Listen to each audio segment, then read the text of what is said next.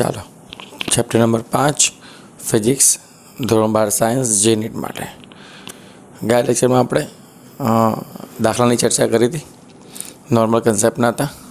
આજે થોડા બાકીના કન્સેપ્ટના અમુક બાકી છે એ પતાવીએ અને પછી નેક્સ્ટ ટાઈમ નીટના પ્રીવિયસ યર અને પછી જી મેન અને એડવાન્સના પ્રીવિયસ યર દાખલા. તો આજના અમુક MCQ છે જે થોડા અલગ કન્સેપ્ટના છે અને તમારે ખાસ યાદ રાખવાના છે. તો પહેલો MCQ છે આપણી પાસે, પૃથ્વી પરના કોઈ સ્થળે સાચો ડીપ એંગલ ફાઈ બરાબર 60 ડિગ્રી છે અને મેગ્નેટિક મેરિડિયન સાથે 30 ડિગ્રી એટલે કે આપણે બીટા ધારીએ છીએ ના ખૂણે ઉધ્વ સમતલમાં દેખીતો એટલે કે આભાસી ડીપ એંગલ ફાઈ ડેશ આપણે શોધવાનો છે. તો હંમેશા જ્યારે યાદ રાખવાનું કે બે ખૂણામાં એક ખૂણો ડીપ એંગલ આપેલો છે અને બીજો ખૂણો આપેલો છે તમને ઉધ્વ સમતલ સાથે બનેલો ખૂણો અને આભાસી ડીપ એંગલ તમારે શોધવાનો હોય તો તમારે ખાસ આ સૂત્ર યાદ રાખવાનું કે આભાસી dip angle is equal to સાચો ડીપ એંગલ ભાગ્યા ઉધ્વ સમતલ સાથે બનાવેલો એક ખૂણો, એને આપણે એવરેજ ડીપ એંગલ તરીકે કહીએ છીએ, બનાવેલો ખૂણો તરીકે યાદ રાખીએ. તો સાચો ડીપ એંગલ આપણી પાસે, તો ડીપ એંગલ તરીકે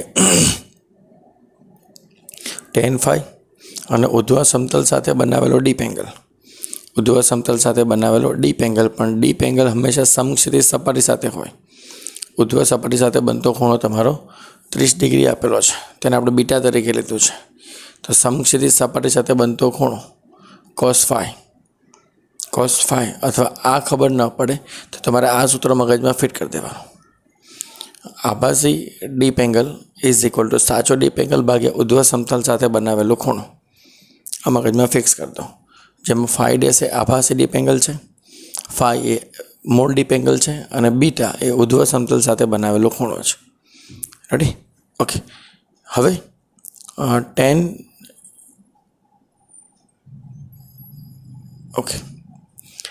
tan phi એટલે સાચો ડીપ એંગલ 60 છે અને cos બીટામાં ભૂલમાંથી અહીંયા tan બીટા લખાયું છે, તો અહીંયા આપણી પાસે cos બીટા. આભાસી ઉધ્વ સમતલ સાથે બનાવેલો ખૂણો 30 છે, તો tan 60 ભાગ્યા cos 30, tan 60 એટલે √3 અને cos 30 એટલે √3/2. √3 કેન્સલ, છેદનો છેદ અંશમાં, જવાબ આવે 2. તો phi ડેશ બરાબર tan inverse 2. જ્યારે આભાસી ડીપ એંગલ અને સાચો ડીપ એંગલ એવા બે વાત થાય તો આવી રીતે એક સૂત્ર તમારું બનેલું છે, tan phi ડેશ બરાબર tan phi એટલે કે સાચો ડીપ એંગલ ભાગ્યા cos બીટા ઉધ્વ સમતલ સાથે બનાવેલો ખૂણો તમારે યાદ રાખવાનો છે. સૂત્ર તમારે ખાસ ધ્યાન રાખવાનું થાય,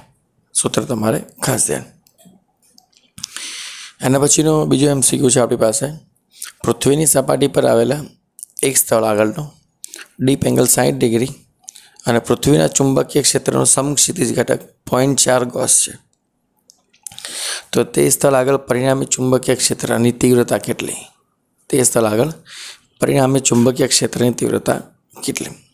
ઓકે. તો પરિણામી ચુંબકીય ક્ષેત્રની તીવ્રતાનું સૂત્ર છે આપણી પાસે √BV² વત્તા BH². તો BV² વત્તા BH². ઓકે. જેમાં આપણી પાસે BV² સાદરૂપ છે ડીપ એંગલ માટે tan phi બરાબર BV/BH એવું સૂત્ર છે આપણી પાસે. તો BV બરાબર શું થાય? તો BH ઉપર, તો tan phi into BH, તો BVની જગ્યાએ મેં BH tan phi મૂકેલો છે, એનો સ્ક્વેર એટલે BV² વત્તા tan phi સ્ક્વેર, BH² વત્તા tan phi square. BH as it is, BH common કાઢી બહાર કાઢી નાખો, બ્રેકેટમાં વધશે tan² phi વત્તા 1, tan² phi વત્તા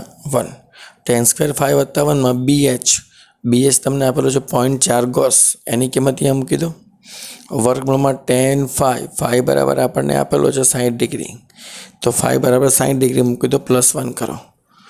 તો tan² 60 વત્તા 1નો રૂટ કરીને ગુણ્યા 0.4 ગોસ કરો તો જવાબ આપણને મળે છે 0.08 મિલી ટેસ્લા. 0.08 મિલી ટેસ્લા સાદુરૂપ તમારે ખાસ ધ્યાનથી આપવાનું છે. સાદુરૂપ ખાસ ધ્યાનથી આપવાનું છે. BH² કોમન કાઢીએ તો રૂટમાં વધ્યા tan² 5 + 1 અને 5 બરાબર 60 મૂકીને 5 બરાબર 60 મૂકીને tan² 60 + 1 એનો રૂટ ઇન્ટુ BH નું સાદુરૂપ તમને મળશે 0.08 મિલી ટેસ્લા. સાદુરૂપ તમારે ખાસ ધ્યાનથી આપવાનું છે રૂટમાં. રેડી? આગળ MCQ છે આપણી પાસે. એક ચુંબક સમક્ષિતિજ સમતલમાં 2 સેકન્ડ આવર્તકાળથી દોલન કરે છે અને આ સ્થળનો ડીપ એંગલ 30 ડિગ્રી છે. હવે જો કોઈ સ્થળે ડીપ એંગલ 60 ડિગ્રી હોય તો તે વખતે આવર્તકાળ 3 સેકન્ડ થાય છે. તો આ બંને સ્થળો આગળ ચુંબકીય ક્ષેત્રનો ગુણોત્તર કેટલો? એક સ્થળ આગળ ડીપ એંગલ 30 છે અને આવર્તકાળ ચુંબકીય સોયનો આવર્તકાળ 2 સેકન્ડ છે અને બીજા સ્થળે ડીપ એંગલ 60 છે અને આવર્તકાળ તમારો 30 સેકન્ડ છે. તો B1/B2 તમારે શોધવાના છે. રેડી? તો આવર્તકાળનું સૂત્ર છે 2√I/m/BH. I/m/BH. જે આપણે ચુંબકીય ક્ષેત્રની વાત કરવાની છે. ચુંબકીય ક્ષેત્રની વાત કરવી છે તો T = 1/BH. T = 1/√BH. તો T1/T2 કરીએ. T1/T2 તો BH તો B2 cos phi ઉપર અને B1 cos phi નીચે, આના સમપ્રમાણમાં, આના વ્યસ્ત પ્રમાણમાં. જ્યાં BH બરાબર B cos θ આપણને ખબર છે, BH બરાબર B cos phi આપણને ખબર છે. તો B2 cos phi ભાગ્યા B1 sin B1 cos phi 1. હવે B1/B2 સોલ્વ કરવા છે તો વર્ગમૂળ કાઢો તો સામે વર્ગ થાય. વર્ગમૂળ કાઢો તો સામે વર્ગ થાય. તો B1/B2ના સૂત્ર કરતાં બનાવો B1/B2 ને. તો સાદુરૂપ આપણને મળે છે T² cos phi 2 T1² cos phi 1. T² cos phi 2 T1² cos phi 1. જેમાં T2 અને T1, T2 3 છે અને T1 2 છે. cos phi 2 60 છે અને phi 1 તમારા 30 છે. આખા સાદુરૂપનો જવાબ આપણને મળે છે 9/4√3. આખા સાદુરૂપનો જવાબ આપણને મળે છે 9/4√3. સાદુરૂપ તમારે જાતે ચેક કરવાનું છે. ઓકે. તો આ 3 MCQ છે ડીપ એંગલ માટે. 3 MCQ આપણા ડીપ એંગલ માટે. આગળ MCQ છે Mg મેગ્નેશિયમની મેગ્નેટિક સસેપ્ટિબિલિટી 1.2 × 10⁻⁵ છે. Mgમાંથી બનાવેલ રોલેન્ડ રિંગમાં 1 મીટર દીઠ આટા 20 છે અને જો વાઇન્ડિંગમાં પ્રવાહ જે પસાર થાય છે એ 2 મિલી હોય તો પ્રતિ મીટર દીઠ પ્રવાહ કેટલો?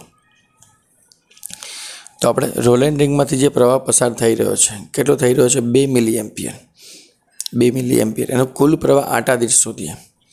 તો IF એટલે કુલ પ્રવાહ. N આટા કેટલા છે? 20 છે અને IF એટલે 2 મિલી એમ્પિયર. તો જવાબ થશે આપણને 4 × 10⁻². 4 × 10⁻². ઓકે. અહીંયા 1 મીટર દીઠ આટા.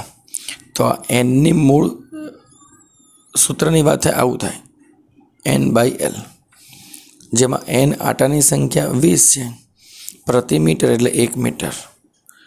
આ N એટલે સંખ્યા ઘનતા થાય. સંખ્યા ઘનતા એટલે સંખ્યા ભાગ્યા લંબાઈ. તો 20/1 એટલે 20. તો આ 4 × 10⁻² થાય. આગળ કાયમનું સૂત્ર છે આપણી પાસે M/H. કાયમનું સૂત્ર છે M/H, જ્યાં M એ મેગ્નેટાઇઝેશન છે અને H એ ઉપરનો પ્રવાહ IF છે, મેગ્નેટિક તીવ્રતા. હવે મેગ્નેટાઇઝેશન એટલે પ્રતિ મીટર દીઠ પ્રવાહ. હવે પ્રતિ મીટર દીઠ પ્રવાહ કયો? તો જ્યારે દરેક મોમેન્ટ બાહ્ય ચુંબકીય ક્ષેત્રની અસર હેઠળ આવે કોઈ પદાર્થની બાહ્ય ચુંબકીય અસર હેઠળ કોઈ પદાર્થની દરેક મોમેન્ટ આવે અને મોમેન્ટ એ બાહ્ય ચુંબકીય ક્ષેત્રની દિશામાં ગોઠવાય તો એની બાઉન્ડ્રી પર દરેક મોમેન્ટની સરેરાશ મોમેન્ટ એક ગોઠવાય આખી બાઉન્ડ્રી પર. એને આપણે બાઉન્ડેડ મોમેન્ટ કહીશું તો બાઉન્ડેડ કરંટ કહીશું. એ બાઉન્ડેડ મોમેન્ટ બાઉન્ડેડ કરંટ વડે તમે સેટ કરો છો બદ્ધ પ્રવાહ. તો મેગ્નેટાઇઝેશન ક્યારે થાય? તો જ્યારે દરેક મોમેન્ટ એક દિશામાં ગોઠવાય ત્યારે. દરેક મોમેન્ટ એક દિશામાં ક્યારે ગોઠવાય? કે જ્યારે પરિણામી બાઉન્ડ્રી પર બોર્ડર પર એક મોમેન્ટ દરેકની સરેરાશ એક ગોઠવાય એટલે આપણને એમ બરાબર આઈબી અને એચ બરાબર આઈએફ. આઈબી આપણે શોધવાના છે. તો આઈએફને આપણે ઉપર આપી દઈએ કાયમમાં.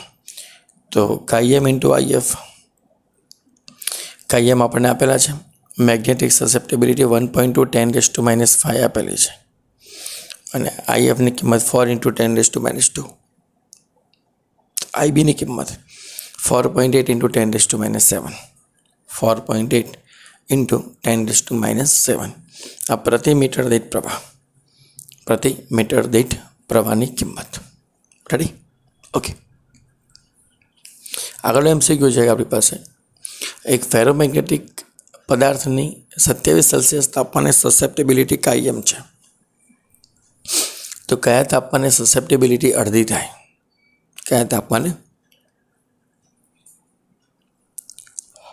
સસેપ્ટેબિલિટી અડધી થાય? તો કાયમનું પ્રમાણ છે આપણી પાસે ક્યુરીના નિયમમાં. ક્યુરીના નિયમમાં કાયમનું પ્રમાણ છે કાયમ પ્રપોઝનલ ટુ 1/T.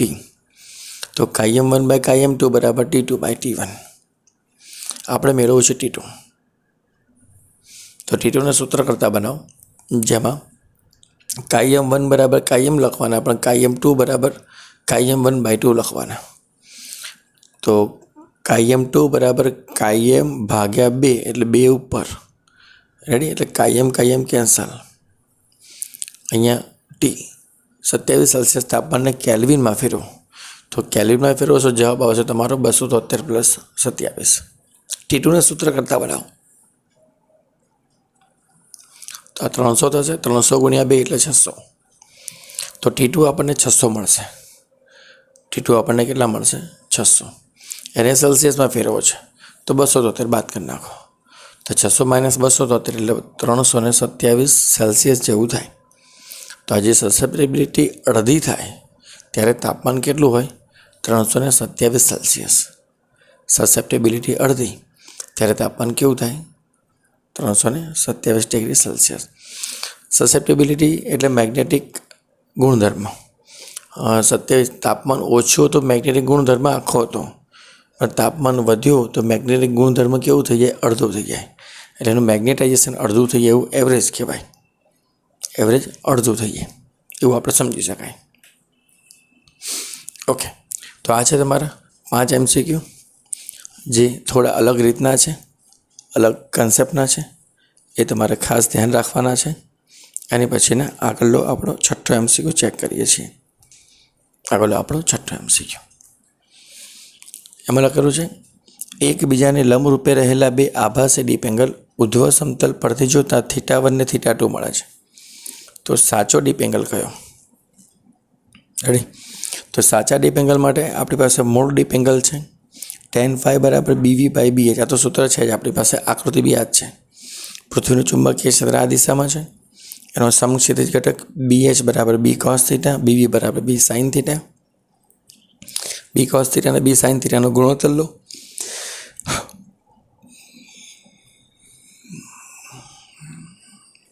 તો tan θ બરાબર BV/BH આવે. આ સાચો ડીપ એંગલ. રેડી? હવે સમતલ એક આ છે અને એક સમતલ આ છે. બંને સમતલ એકબીજાને લંબરૂપે છે. તો એક સમતલ સાથે ધારો કે બનતો ખૂણો θ હોય તો બીજા સમતલ સાથે બનતો ખૂણો કેટલો હોય? 90 - θ. એક સમતલ સાથે બનતો ખૂણો θ તો બીજા સમતલ સાથે બનતો ખૂણો 90 - θ. તો એનો B1 ઘટક લઈએ. તો B1 માટે BH cos θ, તો B2 માટે BH cos 90 - θ. cos 90 - θ એટલે sin θ.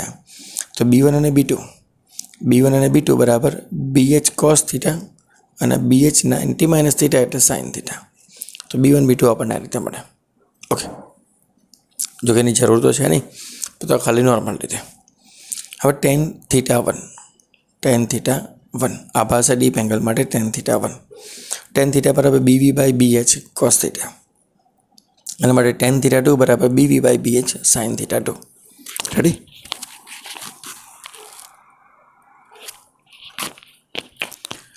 તો tan θ1 બરાબર BV/BH cos θ, tan θ2 બરાબર BV/BH cos θમાં θ90 માઇનસ θ એટલે sin θ.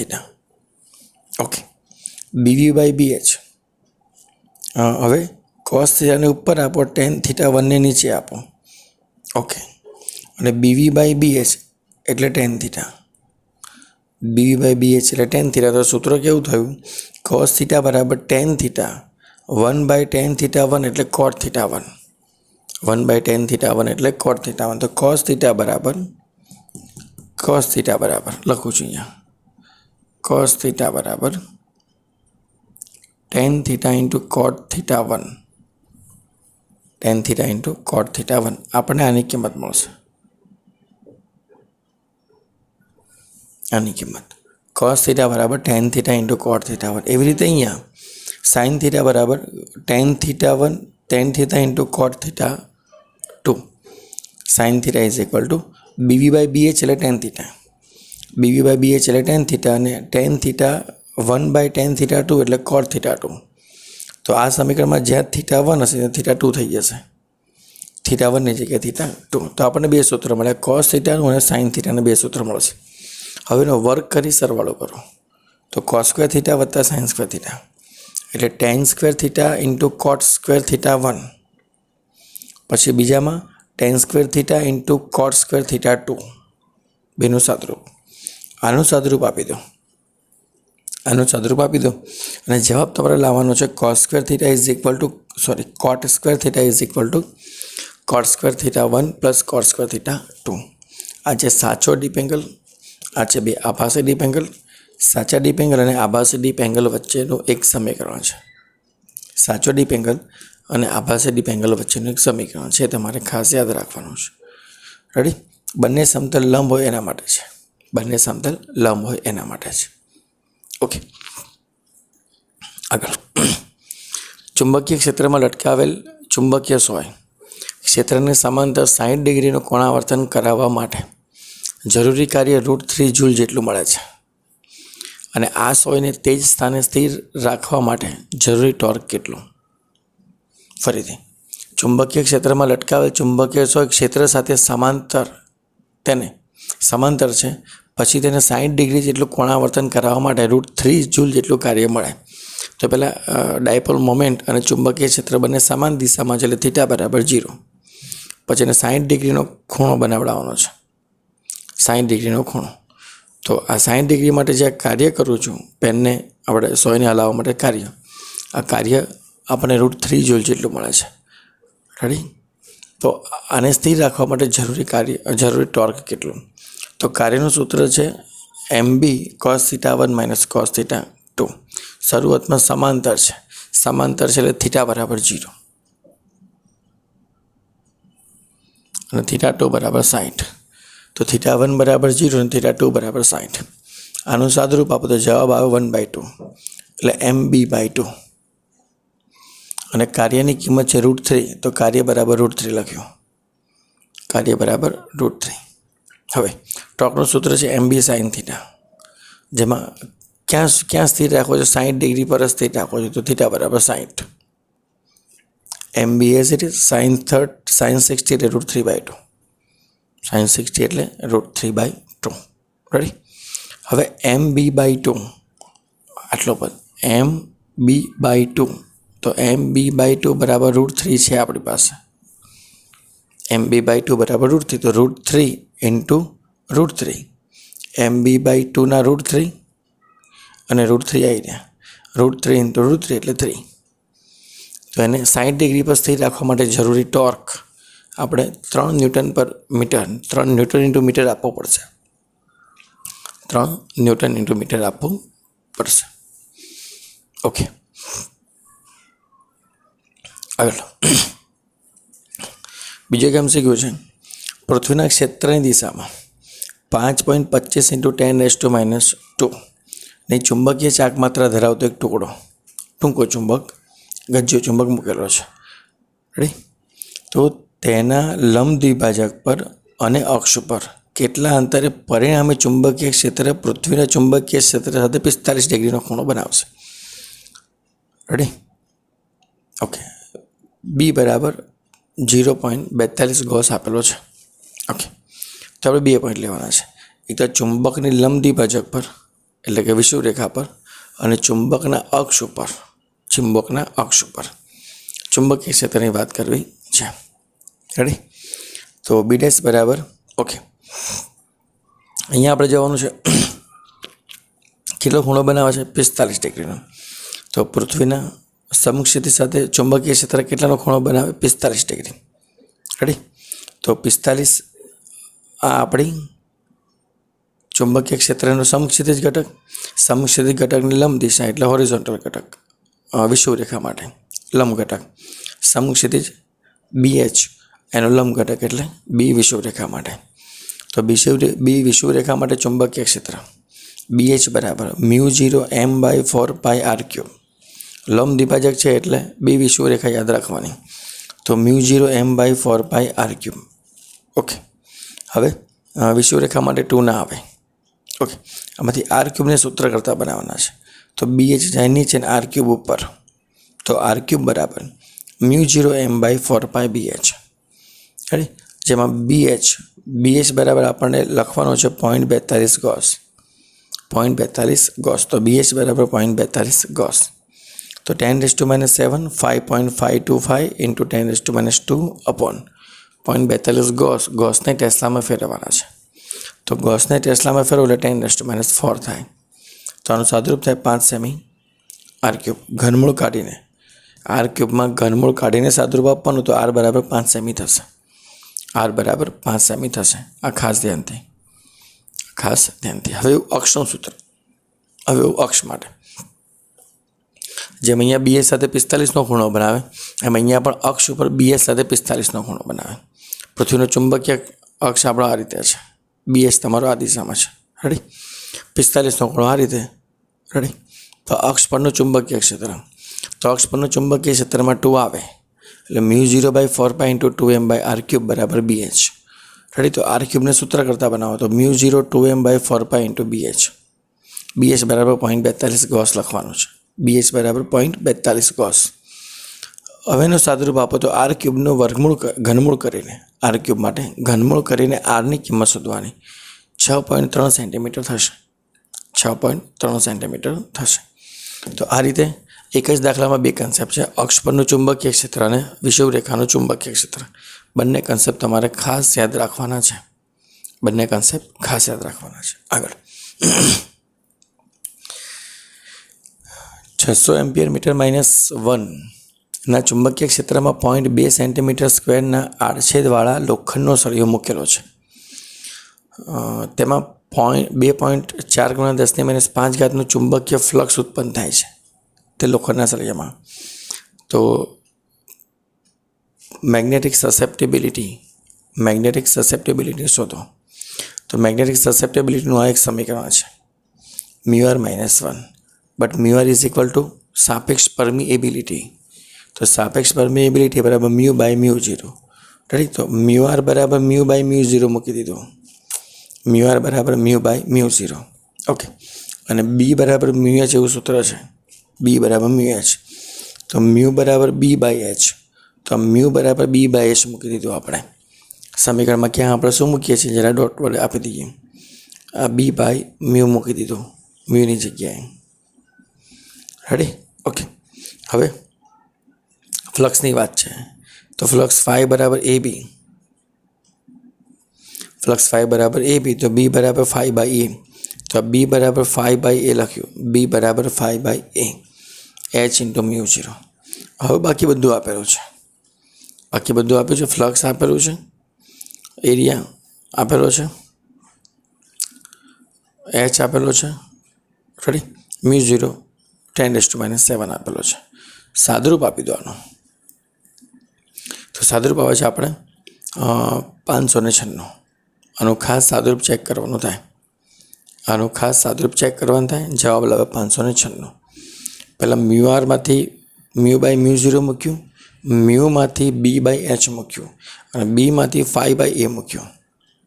μrમાંથી μમાંથી b/h અને bમાંથી ϕ/a અને સાદુરૂપ આપ્યો. રેડી? તો આ તમારા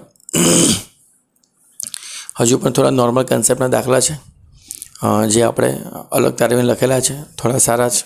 બાકી તમારા રૂટીન દાખલા MCQ છે, તો પણ તમે ખાસ ધ્યાનથી ચેક કરજો, કન્ટેન્ટ ખાસ ધ્યાન રાખજો. રેડી. નેક્સ્ટ ટાઈમ આપણે જૂના વર્ષના નીટના MCQ અને જૂના વર્ષના JEE મેઇન એડવાન્સના MCQ આપણે ચેક કરશું ચેપ્ટર નંબર 5 માટે. રેડી. તો ચાલો નેક્સ્ટ ટાઈમ મળીએ નવા નીટના MCQ સાથે. ઓકે.